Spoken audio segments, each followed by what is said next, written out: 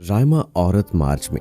हमें वालिद से चाहिए आज़ादी, भाइयों से चाहिए आज़ादी, शौहर से चाहिए आज़ादी। वालिद अगले दिन सुबह। रायमा बेटी मुबारक हो, मैंने औरत मार्च से मुतासर होकर आज से तुम्हें आज़ाद कर दिया है। अब तुम अपनी मर्जी की मालिक हो।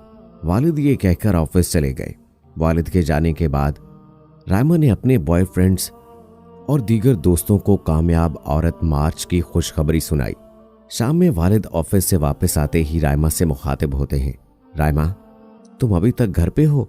रायमा हैरत से, क्यों डैड, मैंने कहाँ जाना था? वालिद संजीदगी से, सुबह तुम्हें कहा था ना तुम आज़ाद हो। चलो शाबाश, अपना सामान पैक करो और यहां से निकल जाओ। रायमा, लेकिन डैड। वालिद बात काटते हुए, लेकिन वेकिन कुछ नहीं, जो कह दिया सो कह दिया। अब रायमा के पास दो रास्ते थे। एक तो ये कि घर से निकल जाए, दूसरा ये कि वालिद के कदमों में गिरकर माफी मांगे, शायद माफी मिल जाए।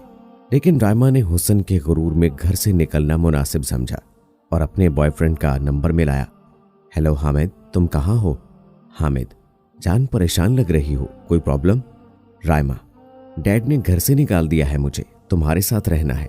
ओह डोंट वरी यार, आ जाओ, I will wait you. Raima Hamid के साथ रहने लगती है। एक दिन हामिद के कहने पर रायमा अपने वालिद के पास जाती है और कहती है, डैड, मुझे आपकी जायदाद में से हिस्सा चाहिए। वालिद, तुम्हारे औरत मार्च में वरासत का जिक्र नहीं देखा। तकसीम वरासत तो इस्लामी हुक्म है, तुम्हें इससे क्या गर्ज? सॉरी, तुम यहां से जा सकती हो। चंद दिनों बाद रायमा और हामिद जायदाद के सिलसिले में अदालत जा पहुंचते हैं। रायमा एडवोकेट से, सर मुझे अपने डैड की जायदाद में से हिस्सा चाहिए। एडवोकेट, कुछ फाइलें उलट पलट करने के बाद, रायमा साहिबा, इस बारे में कुछ नहीं हो सकता। आपके वालिद ने अपनी तमाम जायदाद अपने बेटे और अपनी छोटी बेटी के नाम कर दी है। सॉरी।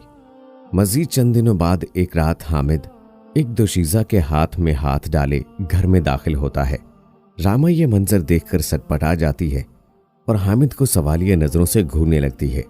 हामिद, रायमा, इनसे मिलो, ये समरीन है, मेरी मंगेतर। मेरे पेरेंट्स ने इससे मेरी शादी अरेंज कर दी है और रायमा, तुम्हें अब यहां से जाना होगा। खानदान में बातें बन रही हैं, तुम चाहो तो 1-2 दिन और रुक जाओ। Okay bye. हामिद ये कहता हुआ दूसरे कमरे में चला जाता है। वो रात रायमा पर बहुत भारी गुजरती है। उसे अपने बिछड़े रिश्तेदार, लूटी इज्जत का ख्याल बहुत तड़पाता है। अगले दिन वो छोटा सा बैग थामे हामिद के घर से मंजिल से बेखबर निकल पड़ती है।